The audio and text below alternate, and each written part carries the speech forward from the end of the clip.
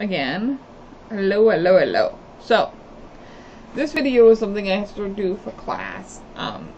It's race, the power of an illusion, how the racial wealth gap was created.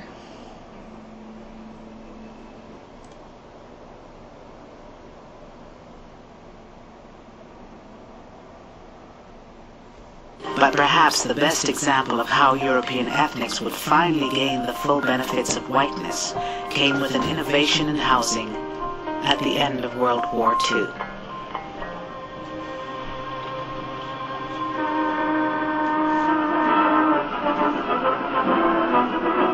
It was a time when hundreds of thousands of GIs came home ready to start families, but had no place to live.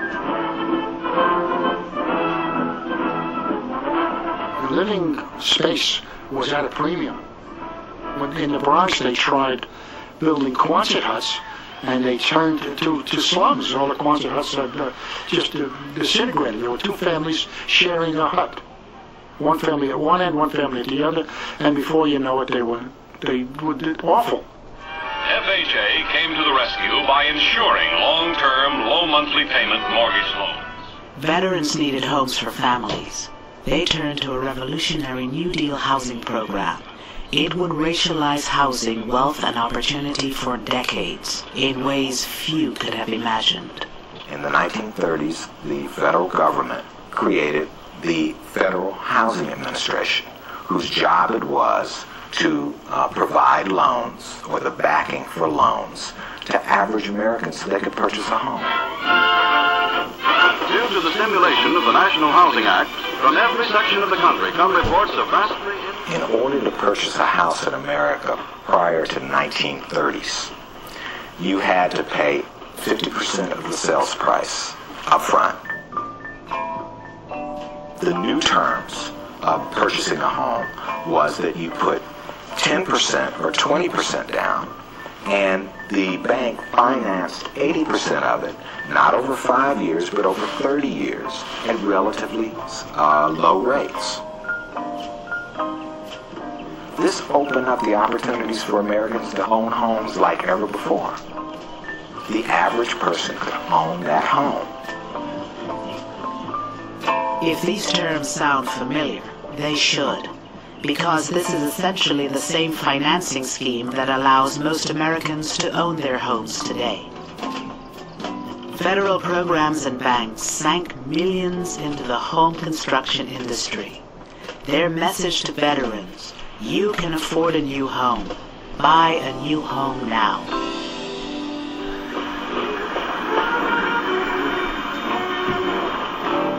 On the outskirts of Baltimore, Memphis, Chicago, Los Angeles, Denver, and other cities, brand new communities sprang up. One of the most famous was a Long Island potato field, transformed into 17,000 new homes. It was called Levittown. Tax dollars helped make the single-family home a mass-produced consumer item. The American dream had a new name: suburbia. You have to remember, the people who came here in 1947, 1948 were young ex-GIs whose uppermost concern was taking advantage of the GI Bill and making things better for themselves. Before moving to Levittown, Herb Callisman and his wife Doris lived in a cramped attic apartment in New York City. And when we began to look for an apartment, we found that the apartments were $100, $125, $150 a month. I know that's unbelievable today, but it was too expensive for us. And out here in Levittown, the mortgage payments was $65 a month. Your kitchen dazzles every eye. A brand new sink, a built-in oven, a new refrigerator, and If you were buying a Levitt home in 1947, 48, 49, 50, and 51, you would get, this would be your kitchen. You would get a GE stove, GE refrigerator, and a Bendix washing machine. it would be part of the real estate.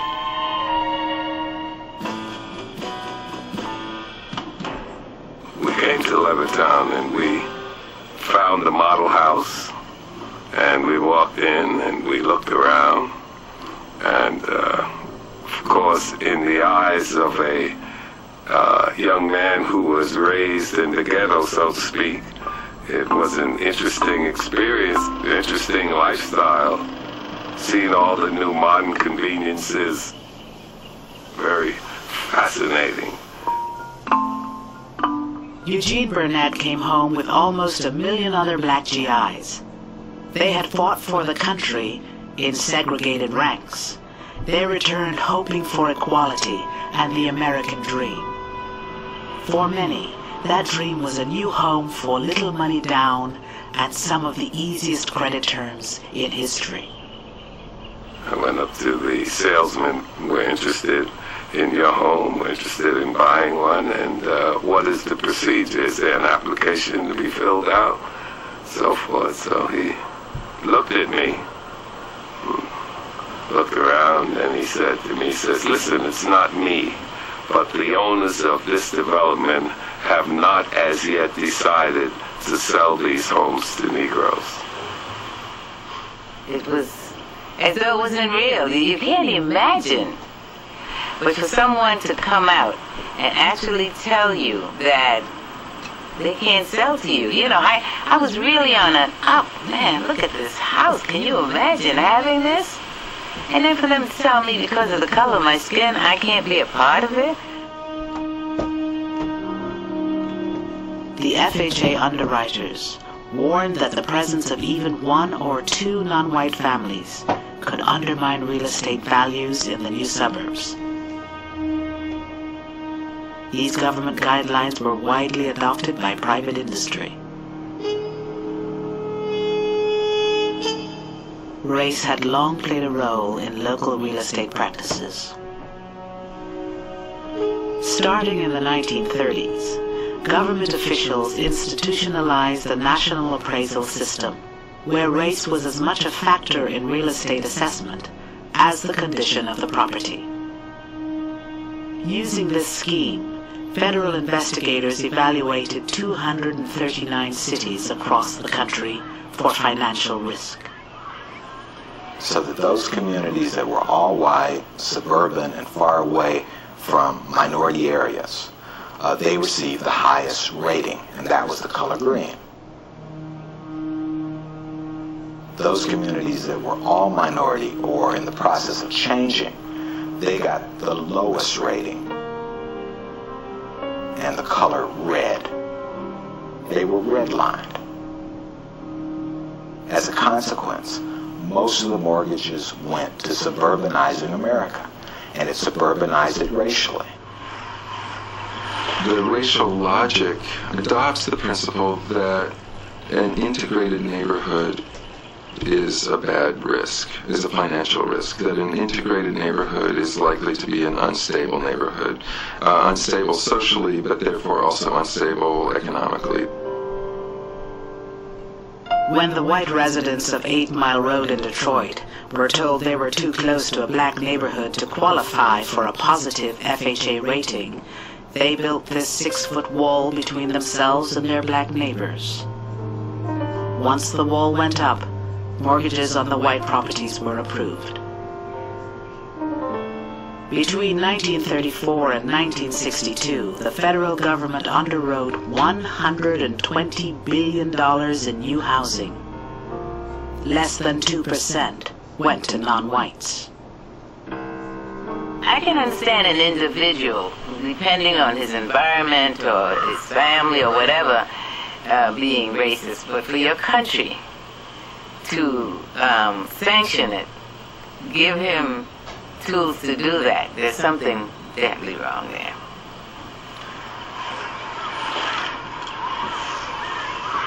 I think we had the golden chance after World War II, and we flubbed it, because here we had a GI Bill that was that was available to everybody, but in a way they didn't make it available to everybody, and And that was a golden opportunity in this country, and we missed it. We really missed it. You can always tell, can't you? A town with good real estate people is a more substantial community because more people own their own homes. That's right. And now it's sort of hard to believe that the federal government nationalized and introduced redlining.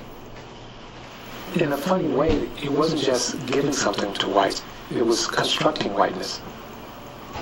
Whiteness meant, as in the past whites had meant being a citizen and being a Christian, it now meant living in the suburbs. Only 50 years before, European ethnics were believed to be distinct races. Now, in these new segregated neighborhoods, they blended together as white Americans. We did have different religious groups. We were mixed up there, but we were an all-white community, and I think it's an unrealistic world. I think there's something sterile about everyone being on the same economic level and everyone being the same color. It certainly doesn't promote a feeling of a whiter world, whiter, not whiter, to live in a place where there are only people that look like you. Cartoonist Bill Griffith remembers moving from Brooklyn to Levittown as a kid. It's an untenable artificial world. You're creating a weird utopia in a way. A utopia of middle-class white people who were trying to deny that they were living in a multi-racial world. And how long can you keep that up? You can't keep that up forever.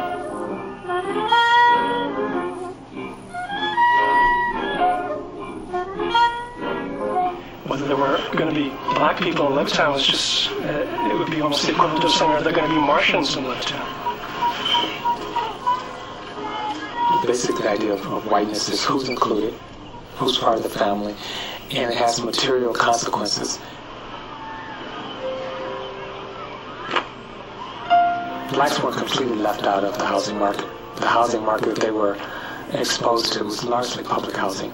And public housing, first of all, was built almost exclusively, with few exceptions, in the central city. And after World War II, we started building this larger and larger public housing projects, which are called vertical ghettos.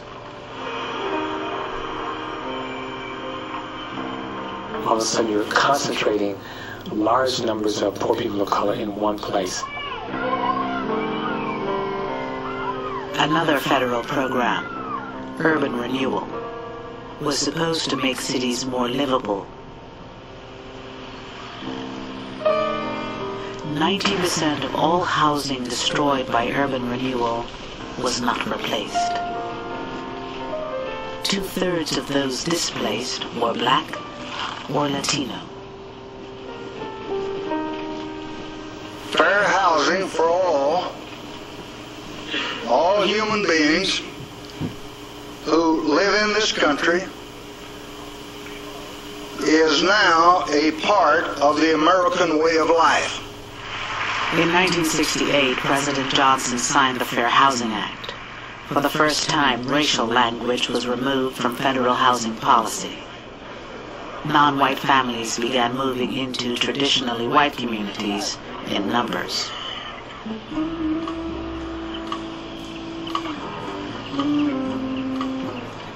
We lived in an apartment, a two-family house in Queens, and when we came here, it was the first time we had bought a house, and I was looking for everything in the storybooks. The Frisbees moved from Queens to suburban Roosevelt, only a few miles from Levittown. Like the Frisbees, many non-white families would discover the economic value of race in the real estate market.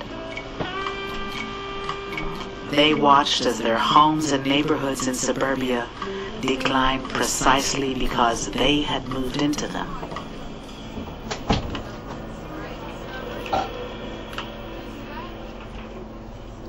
When I moved into a neighborhood, I thought it would stay intact the way it was. On the street that I moved on when I moved there, it was predominantly white. Within 2 years, it was predominantly black. It was called blockbusting.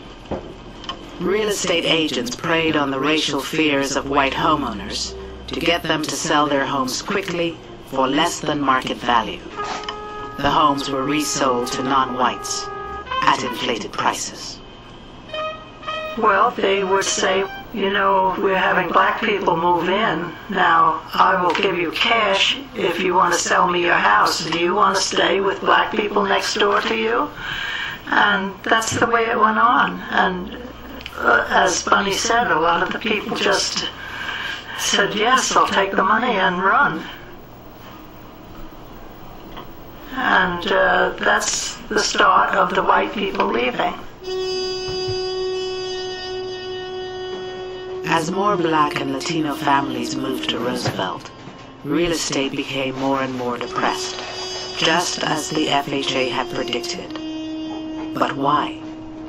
I have an idea my house is probably worth around 120 in this town.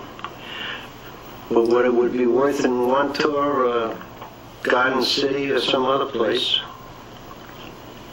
probably around 200,000 or better. Now you're talking about 80,000. You said to me one time about why do people dislike the blacks? Well, money-wise, there's a reason. Not that you dislike the blacks so much, but you dislike what happens when a community turns from white to black. It wasn't African Americans moving in that caused housing values to go down in Roosevelt and other neighborhoods. It was whites leaving. When a neighborhood, a previously white neighborhood, starts to integrate, even if individual whites don't have personal or psychological animosity or racial hatred, they still have an economic incentive to leave, because they recognize that others might make the same calculation and leave first. So you get a vicious circle where whites calculate that other whites are going to sell when a neighborhood integrates, therefore they want to sell first to avoid losses, and they actually make it happen. They make white flight happen. And if you think about African Americans, if African Americans are 20% of that market, it means that 80% of the people are not looking in those places for homes. So the prices of those homes declines or stays stable.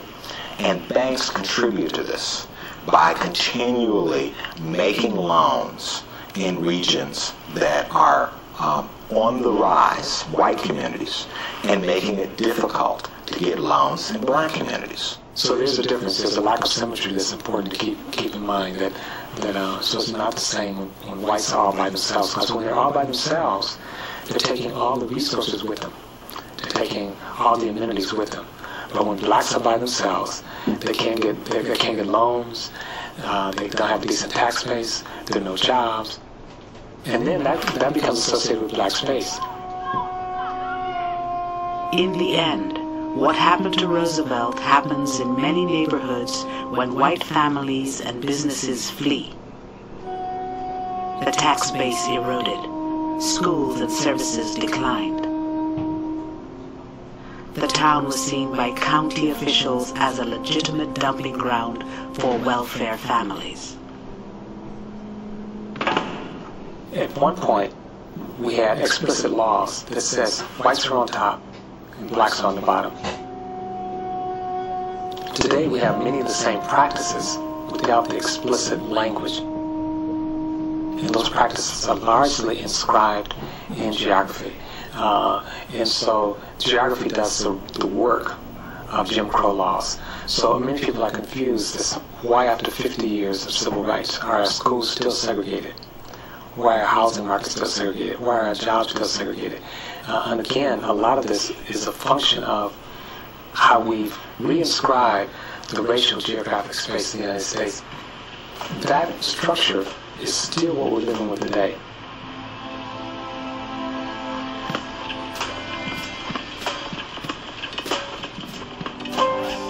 as homes in white communities appreciated in value. The net worth of these white families grew. For most non-white families who stayed in urban neighborhoods, the housing market open to them in the 50s and 60s was largely a rental market. You don't gain equity by paying rent. Where one's family lives in America is not just a matter of taste and preference. You have the issue of housing and wealth. The majority of Americans hold most of their wealth in the form of home equity. So that's their nest egg. That's how they can finance the education of their offspring. That's how they can sort of save up for retirement. It's their savings bank, right? They're living in their savings bank. My family, like a lot of families, was in Detroit struggling to buy a house. You had a dual housing market, one white, one black. A housing market with one with a lot of demand, another housing market with very little demand. My father lives in the house that I grew up in. That house today, 5-bedroom house, is worth about $20,000. That same house bought in the suburbs would be worth today about $320,000. So whites moving to the suburb were being subsidized in the accumulation of wealth, while blacks were being divested. And these were public policy decisions in which, on one hand, people were given access to property, given title, and subsequently wealth, and on another hand, where people were not given access to property, did not generate wealth, and did not generate the kind of opportunity for the next generation. So if you can get a government loan and with your GI Bill, your newly earned college degree, and buy a house in an all-white area that then appreciates in value, that then you can pass on to your children, then you're passing on wealth, that has all been made more available to you as a consequence of racist policies and practices. To this child of that parent, it looks like my father worked hard, bought a house, passed his wealth on to me, made it possible for me to go to school, mortgage that house so I could have, you know, a relatively debt-free college experience and finance my college education. How come your father didn't do that? You know, well, there's some good reasons why maybe your father had a harder time doing it if you're African American or Latino or Native American. And the thing that's really slick about whiteness, if you will, is that most of the benefits can be obtained without ever doing anything personally. For whites, they're getting the spoils of the racist system, even if they're not personally racist. To glimpse one of the far-reaching consequences of racial inequality, you need only consider one statistic: comparative net worth or wealth. If you add up everything you own and subtract all your debts, what's left is your net worth. Today, the average black family has only 1/8 the net worth or assets of the average white family. That difference has seemingly grown since the 1960s, since the civil rights triumphs, and is not explained by other factors like education, earnings rates, savings rates. It is really the legacy of racial inequality from generations past. No other measure captures the legacy, the sort of cumulative disadvantage of race, or cumulative advantage of race for whites than net worth or wealth. Even with the same income, white families have on average twice the wealth of black families. Much of that difference lies in the value of their homes. But what happens when we compare families along the color line who have similar wealth? When you make the right comparison, when you compare a black kid from a family with the same income and wealth level as the white kid from the similar economic situation, rates of college graduation are the same. Rates of employment and work hours are the same. Rates of welfare usage are the same.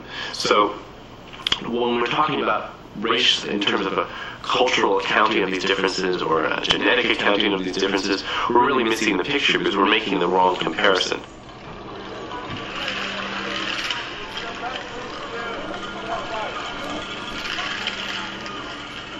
We want to be a colorblind society that values the content of character over the color of skin. The hope of thousands of newcomers who arrive each year is that we already are. To the flag, United States of America, and to the republic of which I don't see color. I see people. The saying goes. There are people from 100 other nations who look different from you. People whose religion, history, skin color, and reason for being here today may be different from yours. But in post-civil rights America, is color blindness the same as equality? The notion of color blindness came to us from that famous I Have a Dream speech of Dr. Martin Luther King, where he said that people should be judged by the content of their character and not by the color of the skin. And what has happened in the post-civilized era is that whites have assumed that we are already there, that we're in a society where color does not matter.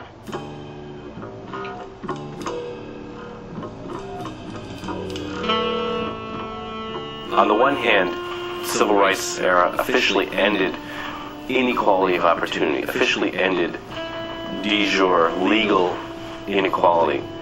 At the same time, those civil rights triumphs did nothing to address the underlying economic and social inequalities that had already been in place. It doesn't recognize the fact that the rewards, the house, the Lexus, the big bank account, those are not only the rewards of the pot of gold at the end of the game, they're also the starting position for the next generation.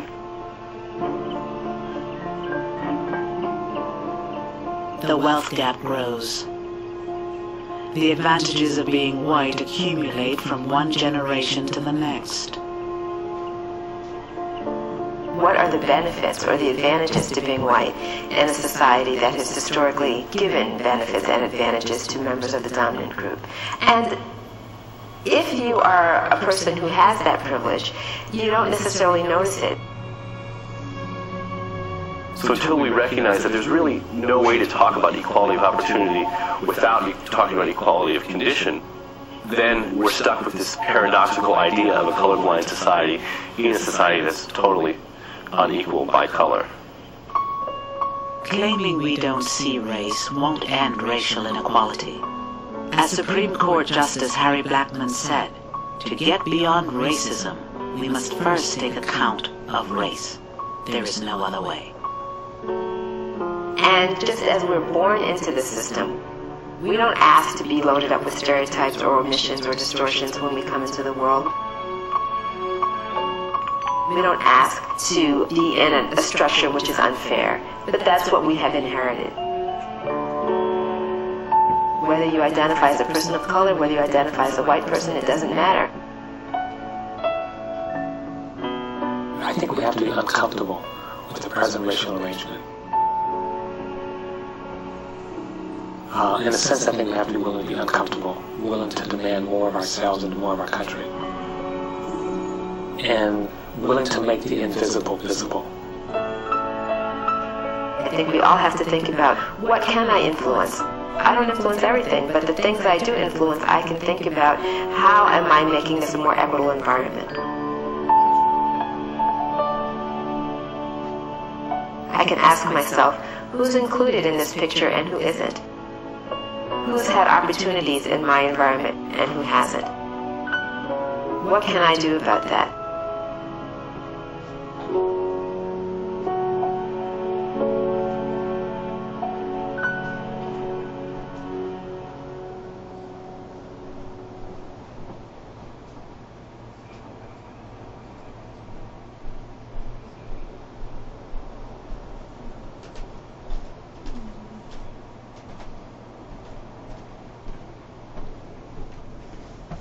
So that's it for this video. Thank you for listening.